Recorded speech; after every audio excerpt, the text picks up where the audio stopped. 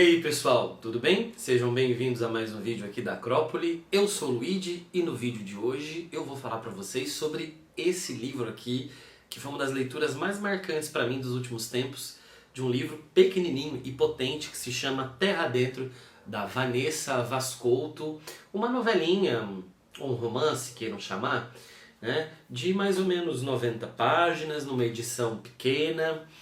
Um livro pequeno, mas com uma potencialidade enorme, do qual eu gostei muito e é por isso que eu estou fazendo uma resenha para vocês aqui. Eu já tinha falado dele no vídeo anterior, não sei se é o anterior, porque eu não sei exatamente como eu vou organizar aí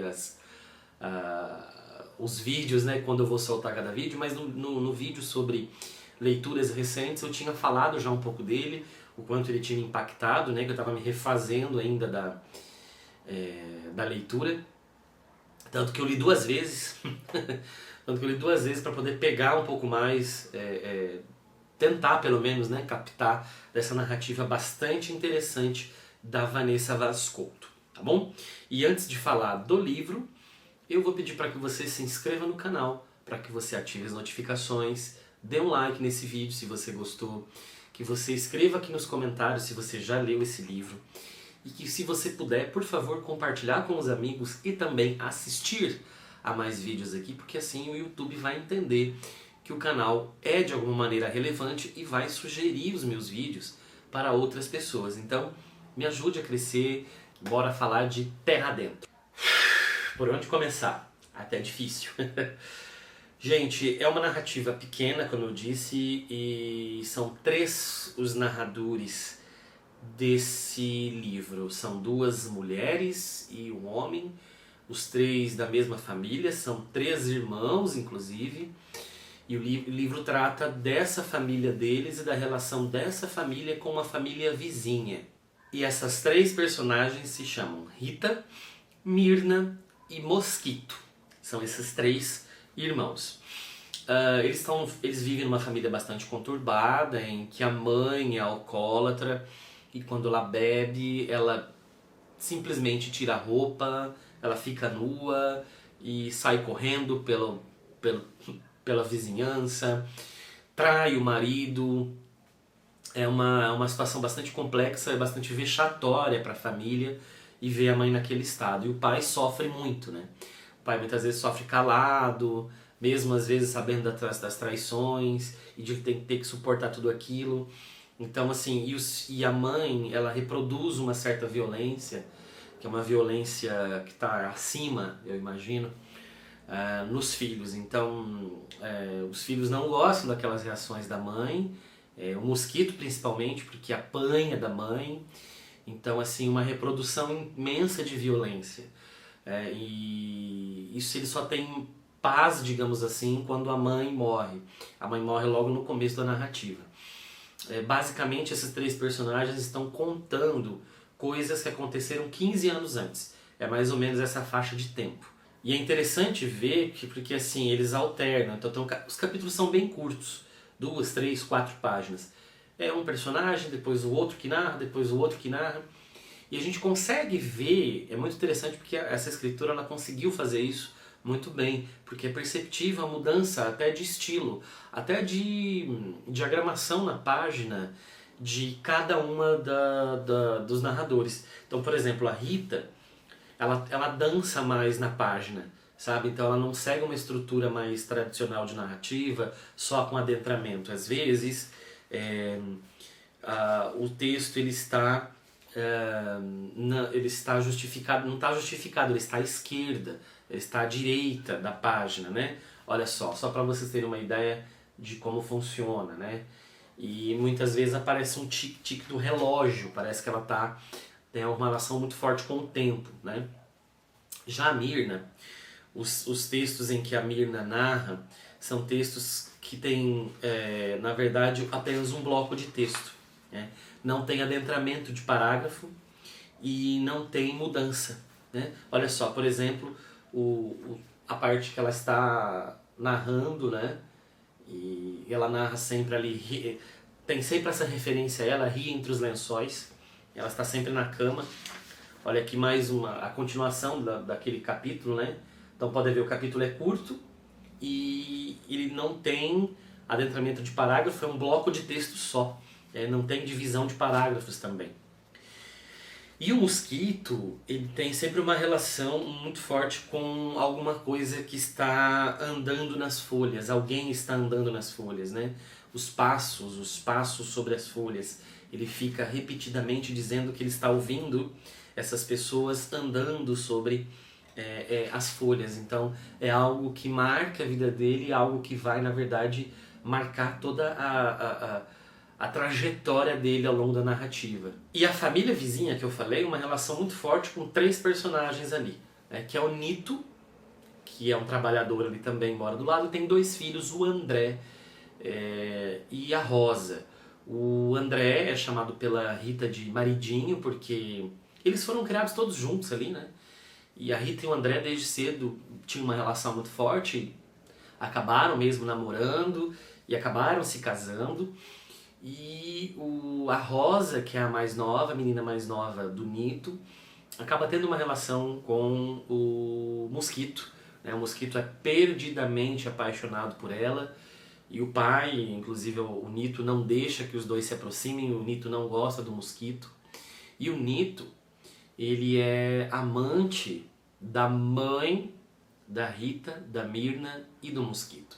Então já tem uma relação de tensão muito forte, né, entre essas 2 famílias. E também de amor, então tudo é muito passional ali. E é uma vida muito dura, uma vida com bastante violência. Eles moram, assim, não há muita descrição sobre o espaço.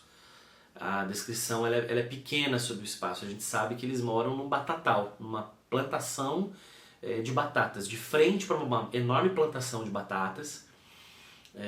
Essas pessoas são trabalhadoras dessa fazenda de batatas, eles não são, a gente sabe que eles não são donos disso, até porque eles moram em casas muito ruins, casas que são tão pequenas e tão mal construídas, todas as 7, porque dizem que são 7 casas, parede com parede, que é possível ouvir uma pessoa 2 ou 3 casas depois, simplesmente uma coisa básica que ele faz em casa, e ela aqui cita, né, que é o Nito 2 casas para lá, o Nito banguela comendo banana, que não faz nenhum barulho, era possível ouvir o Nito comendo.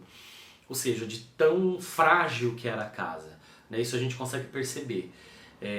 Tem uma mínima menção sobre os patrões, e assim, a gente vê que são pessoas extremamente frágeis, muito pobres, sem assessoria de saúde e de educação e de nada. Então assim, eles são uma população assim bastante carente e pelo que dá para entender, há uma relação de poder muito forte, evidentemente de um patrão com eles. Há uma violência, talvez não uma violência física, mas essa violência de não prestar socorro em momento algum, de não dar auxílio em nada, de deixar essas pessoas trabalhando em condições ruins, né? Pelo menos é essa leitura que eu faço, não sei se está correta, né? E essas relações de poder e de violência acabam se perpetuando entre eles, né? Então, o que deveria ser, o que poderia ser, na verdade, um auxílio essas pessoas todas se ajudarem, e de certos momentos são mesmo, em outros momentos, na verdade, é uma reprodução muito forte de violência, talvez essa violência que vem de cima. E essa violência, seja ela física ou não, né, mas depois ela vai se tornar física, vão levar a enormes tragédias entre essas famílias, né? Então, e a gente acaba percebendo de como cada personagem lida com isso, né? O Mosquito, ele não aceita a mãe ser alcoólatra, né? E por que a mãe é alcoólatra? Será que a mãe é alcoólatra gratuitamente? Né?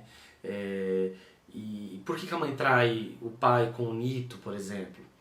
Por que o Nito não gosta dele?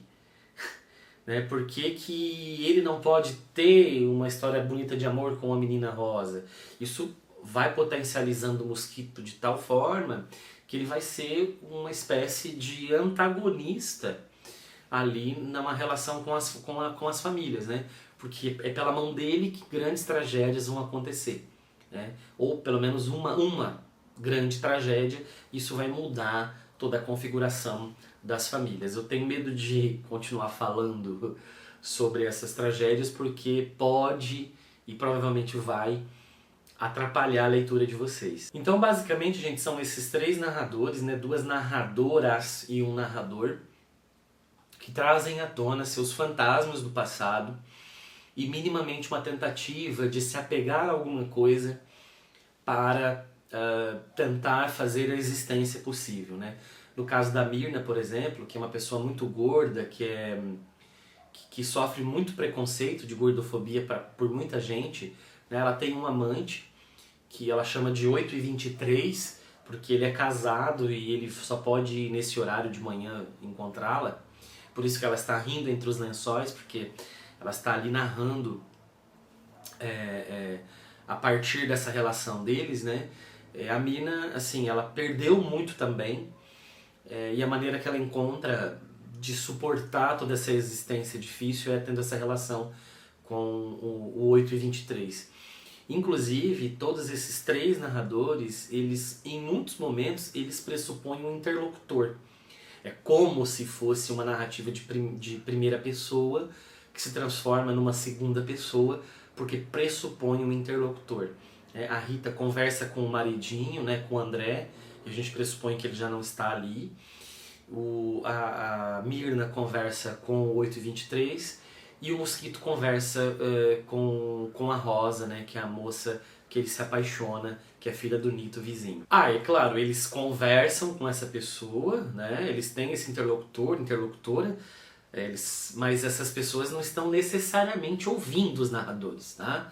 Então eles estão falando com essas pessoas, mas essas pessoas não estão necessariamente ouvindo. Elas não estão ali necessariamente fisicamente, presencialmente, ouvindo e também conversando com o narrador. É apenas o narrador falando com essa pessoa, desabafando, mas elas não estão ali presencialmente. Acho que é isso, pessoal. Se eu continuar falando, eu acho que eu vou entrar em detalhes que vão estragar a leitura. Sim, é um livro que tem essa potencialidade de você revelar coisas do enredo antes do tempo, né? E pode estragar, mas assim, de qualquer forma, espero que eu não tenha estragado, de qualquer forma é muito possível degustar a linguagem e toda a construção da obra, que é muito bem feita, mesmo sabendo de algumas questões assim, essenciais de ação e de acontecimento da narrativa. Mas eu prefiro parar por aqui para não adiantar muita coisa. É um livro, como eu disse, duro, potente, violento, trágico, e mostra como as pessoas elas propagam a violência que elas recebem, né? E esse terra dentro, né? Quer dizer, o que seria essa terra? Será que é o corpo humano que está dentro da terra, enterrado ali, dentro dessa terra? Ou dentro da terra, dentro desse mesmo lugar da terra onde essas batatas estão plantadas, né? E é nessa terra que prolifera, que deveria proliferar, deveria fazer nascer coisas boas, acaba, na verdade, só reproduzindo as estruturas de violência que estão aí na sociedade. Se na obra de Machado de Assis, né, o Quincas Borba tem a frase clássica: ao vencedor as batatas, aqui as batatas não servem de nada porque não há vencedores, e sim só pessoas que sofrem com a violência que eles recebem e com a violência que eles perpetuam. E é isso, pessoal. Fico por aqui. Nos vemos num outro vídeo. Um abraço e até a próxima.